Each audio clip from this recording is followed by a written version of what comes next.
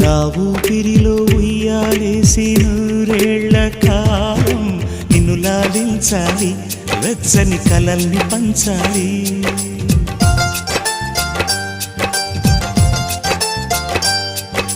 నీ స్నేహంలో స్నానం చేసి నా కన్నె దేహం తరించిపోవాలి, తీయని స్వరాలు పాడాలి.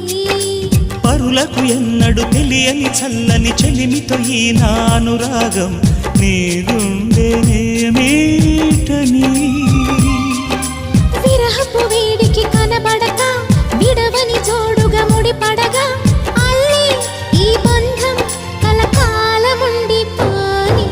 నీకోసం జీవించా చిలక, నా ప్రాణం నీవే నిమ్మణి తునగా.